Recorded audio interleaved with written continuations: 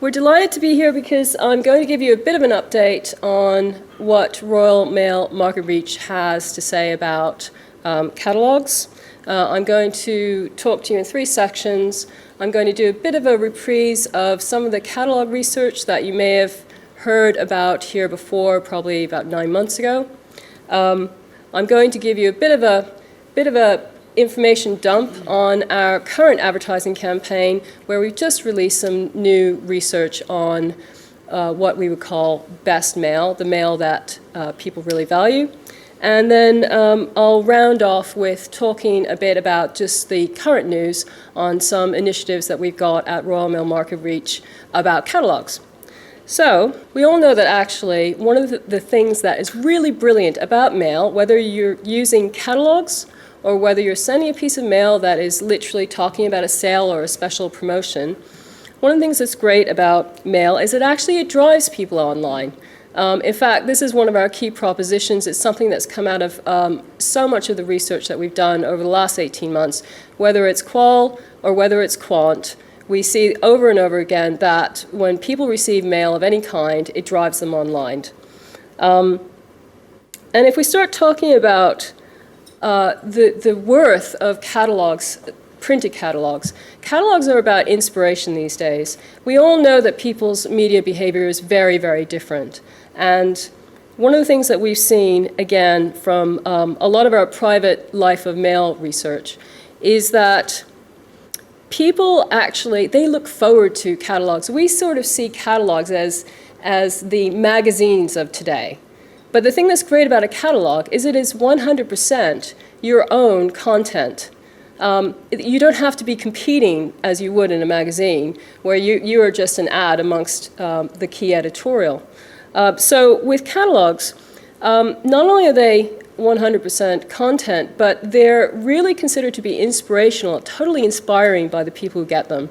Again, we saw this over and over in 800 hours of qualitative video footage that we had in our last catalog research. People really would talk about how much they look forward to receiving catalogs.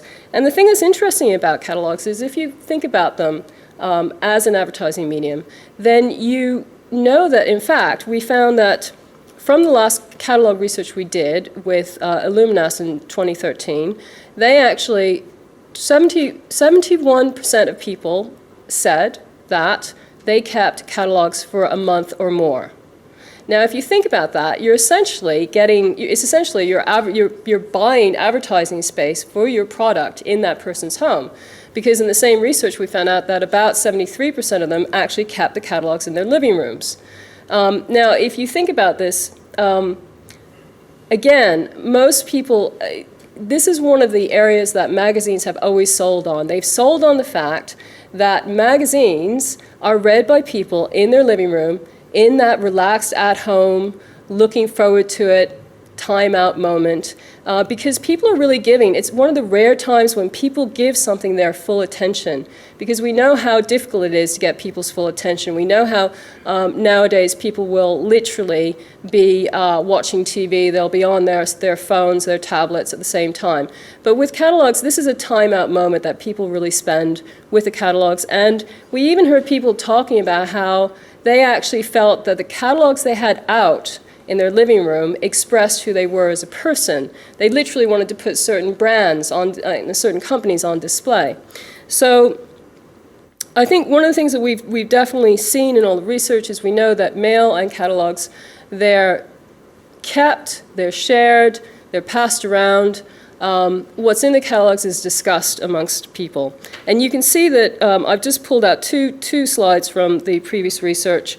And if we look at the first 3 points, catalogs help me plan and think about what I want to buy in my own time, 67%. Catalogs are helpful for discussing and making purchases with my family, 61%. And if I'm looking for something in particular, catalogs that I have at home are often my first port of call, 49%. So as you can see, we're really buying that mind space, that consideration space, and getting your particular company's products way up on their consideration list.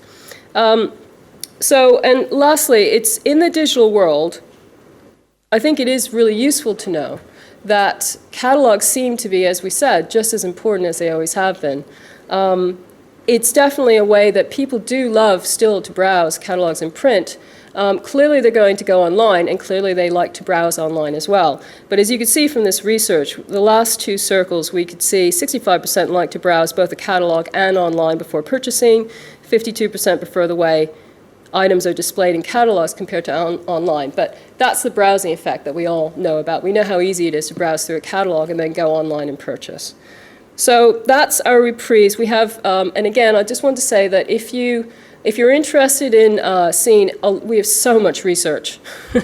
We really have so much research on catalogs and everything else, and I would just suggest that we'd love to talk to you more than just this swift 15 minutes that I'm going to be barreling through. And so please do get in touch with your Royal Mail media specialist or with your account manager, and at any time we can put you in touch with a lot more of the research we have. So now I'm going to do a very fast romp through the current research that we just put out. And this particular research we did because we wanted to understand a bit more about what best mail was. So what we did was we actually got 6 focus groups together. We asked people what good mail was all about, worked out the language that they were using, and then we did a quant survey with 3,000 people. And in the quant survey, what we actually asked people to do was we asked people to choose 3 pieces of mail that they found useful and or interesting. And that was the question.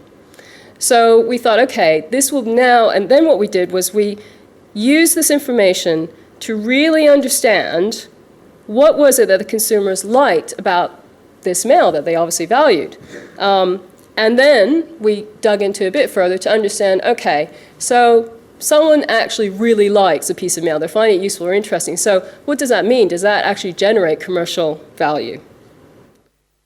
So the first encouraging thing, and I don't think this is going to be a surprise, is that when we asked people to faithfully pick out 3 pieces of mail, guess what? Retail was 78% of the pieces of mail. Now, this is not a surprise because of what we were just saying about catalogs. People love them. So that's not a surprise that that was where we ended up. And I think that, again, the key finding that we had was that mail that is personally relevant generates what consumers value. So this is not a surprise, but I think it's always so important with all this research to really get the basic principles and then dig a bit further to understand if there are characteristics and clues we can pick up on. But personal relevance is really it. And I know that you've had a lot of conversations about data, and data is, as we know, so unbelievably crucial to get under the skin of understanding your customers, and I know we all agree on that. And that as big data has come along, of course everyone's been able to do this better and better. And this is great news, because really when people receive a piece of mail, whether it's a catalog or a special offer, the more relevant it is, the more they like it, and the more they act on it. And we can see this in so many ways in this research. So what we did was we actually started to get under the skin of understanding, okay, so they like the mail. What is it? What do they think? What do they feel? And what do they do? And what we found was what they described was, through the quant that we did, what we understood was that people really wanted to be kept up to date, 83%. They wanted to feel as though they were being kept up to date. That made them feel valued as customers. They wanted to feel better informed, and they basically really wanted to be told something new. So again, this fits in. You can see how this works so perfectly. All those catalogs that you're sending out when it's a new season, great. People they're really keen. They're looking forward to seeing what you have that's new coming up, new to say. And when we actually get under the skin of what people actually are looking for, what's relevant to them, then they literally, because they're valuing the catalogs in the mail, it allows you to literally have your brand, 58% thought about using them, 60% kept them top of mind. So again, this is generating everything we would want to have about keeping your brand top of mind and being considered. So the key thing is that we found that these particularly valued pieces of mail, well, what they did was they inspired feelings. Now, this is across all the categories that we covered, which is pretty much everything. And you can see that here's the top 7 feelings: better informed, understood, tempted, happy, and valued. But actually, if we subsector out retail, what people most often feel is tempted. They're tempted to buy, and they admit to this feeling, which is really marvelous. So this is the great thing. If you can actually create, if you send a piece of mail and a catalog that is just perfectly relevant to that person who's receiving it, that's what they're going to be. They're going to feel tempted, and they're going to value that catalog, and they're going to hold on to it. So what we could actually, once we did all the maths on the quant, that for this mail that was picked out, 92% of people said their valued mail made them feel something. I mean, it's funny because people for so many years, I mean, this is one of the things we did in our neuroscience research. We found that actually, and I'm digressing for a second, but it is an amazing fact, we actually found that people were more profoundly affected by mail than they were by TV. And I guess this is the thing. There is so much research out these days where everyone is saying this is not a shocking statement. Really, it's over and over again that people are finding in every piece of research that if you make people feel, they will do something. They will act. They will act, whether it's, and I'm going to go through the different types in a second, but it's feelings that get people to act. And you'll see that in every medium. But in this particular case, we saw that the minute they had that valued piece of mail, which was personally relevant, 92% felt something, and then of those, 92% actually did something of incredible commercial value. So I know that all of you would be incredibly excited to find that 42% of people acted after they received a catalog of yours. But this is how amplified it gets when you really hit the sweet spot and you've got the perfect piece that's going out. 42% acted on it directly. And then we have these other actions, which are even better. I mean, people advocating, people gathering information, but then attending and visiting stores. So all the different types of actions that we're all looking for. But the thing that we found very interesting was how this clustered. So if you've actually hit that sweet spot with the catalog, then actually people took an average of 3.1 actions. They didn't just do one thing. They didn't just buy, actually. A lot of them were, and we've put this into subsets. So we have our 4 subsets: acted, researched, advocated, and planned. And as you can already see, if on average is 3.1, we actually got 20% of the people in this survey actually did 9, or they had 9 or more actions. And then you can see how this is actually panning out. So the thing that's amazing is that you didn't just get people, as I said, buying, but we had people who were posting things online, discussing it with friends, recommending it to family. Obviously, they had people researching, but also in planning. Now, I know that we were just hearing before about attribution. We know this is always one of the really hot topics in our businesses, getting attribution right. But this we saw very clearly that 29% of people said that they were planned a future purchase on the basis of getting mail, but it was a future purchase. So again, the links to this is going to be quite scary and difficult to actually allocate that back to the original piece of mail. So we definitely feel as though we know how important it is for all of us actually to get the attribution right.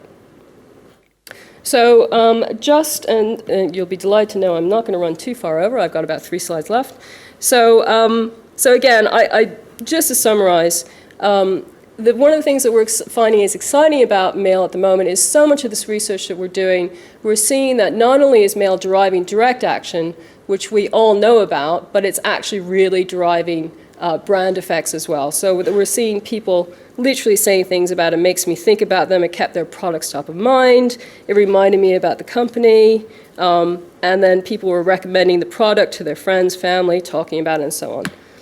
So to conclude, valued mail is created when really the person that you sent the mail or the catalog to, you've really hit the sweet spot. It's relevant, it's real, it's personal to them. When you hit that, you really make people change their mind. You keep your brand top of their mind. They don't just take it to heart, but they keep your catalog and your company in their home, and they keep it there for a while. And it means that they act, they buy, it drives commercial value, and it also generates brand effects. So I'm just going to sum up with just some latest news about some of the initiatives we're having at MarketReach. We're totally revamping our catalog critique tool that is taken out by our media specialist salespeople. And that is going to be complete in January. So if you get in touch with your media specialists, they'll be delighted to take that new revamped tool out. We're very pleased as well that Abacus has very kindly let us include their market trends in that. We're literally making sure that we have the latest and most up-to-date information that will be the most helpful to those of you who are doing catalogs. We have some great news coming from the Pricing Points team that there is a new catalog product that literally we're virtually pretty much launching today. I know there's a roundtable going to be done on this topic as well. Really just to say that we're very excited to be saying that we have been doing some trials for a while. We are just launching 5 additional weight steps between 100 grams and 150 grams. And so therefore, we're hoping this is going to open up the opportunity to test more pages, more products, put inserts in your catalogs, all sorts of creative things. And this live test is literally going to start in January and will continue for 15 months. So please do, if you ask questions of us, of your Royal Mail account director, of your media specialist, or for any of your access providers who are providing you with mail. And then the last thing to say is I would imagine that some of you sign up to Ubiquity, which is a competitive information service. And we have been working for a while with them on them launching a new tool. So if you do subscribe to them, you will be able to do something new, which is called Who Mails Whom, which does what it says on the tin. And literally, it's a new report that you can run free of charge with the rest of that service, where if you have, so let's say you've mailed, I don't know, 1.5 million catalogs across a year, you can then find out the people who received your mailings, you can find out who else has actually mailed them and to what level to what quantity. So we're very excited about this. We hope you're going to find this very useful. So thank you for listening, and I am around later, so if you have any questions, then do feel free to come and talk to me later. Thanks again.